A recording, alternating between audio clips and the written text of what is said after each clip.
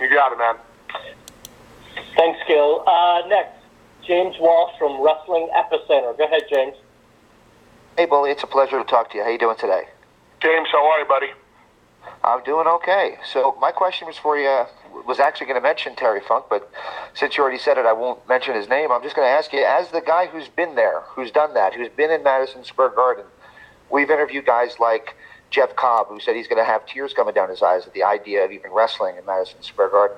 Have you given any advice to some of the younger guys who are getting their first taste of the Mecca? Some of the guys that have asked me about it and some of the other interviews I have done, I've given really the same two pieces of advice. Number one is when you go through that curtain, take a moment to smell the roses. Take it all in. Stand there, look out into the crowd, realize that you are performing in Madison Square Garden, and realize that you belong there. And give yourself a mental pat on the back. Because if you're on that card and you're standing in that arena, you've earned it.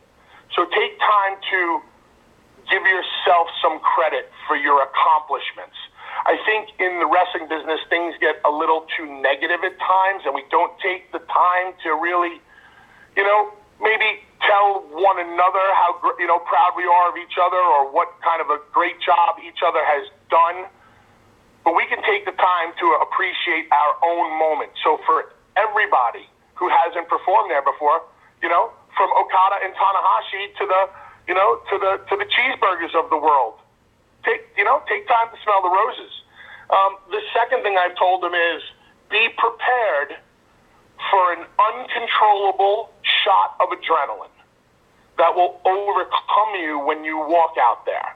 And that adrenaline rush is so intense that you actually black out for a second. And it's very easy for that adrenaline to take over your mind so much that you don't even remember what happens. And it's a pretty crappy feeling to not be able to remember what happened, especially if you're, performing in Madison Square Garden. So it's like, go out there, take a deep breath, smell the roses, get your composure, pat yourself on the back, go to the ring, and try to steal the show. And every single match should put a gun to every other match's head and say, go try to follow that. Beautiful. I can't wait for Saturday. Thank you, sir. Thanks, man. Thanks, James. Next, Jeff Martin from Bodyslam.net. Go ahead, Jeff. Hey, Billy. Thanks so much for your time. So, obviously, going to Juice Robinson, and he's your opponent, you know who it is. Is there anyone in the back of your mind that you wish kind of did answer that open challenge, or is Juice Robinson going to be a suitable opponent for you? Who would you have liked to see answer the open challenge?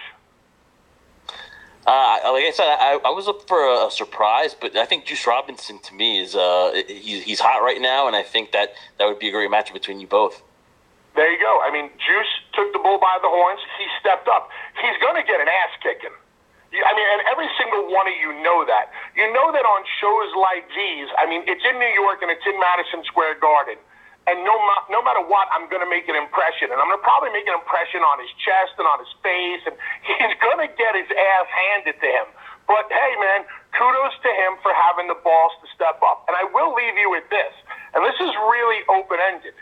Just because Juice answered the open challenge doesn't mean that other guys couldn't answer the open challenge. Who knows? I didn't say it was an open set challenge singles match. Who the hell knows if anybody else decided to tell the music guy to hit my music? I can tell you this.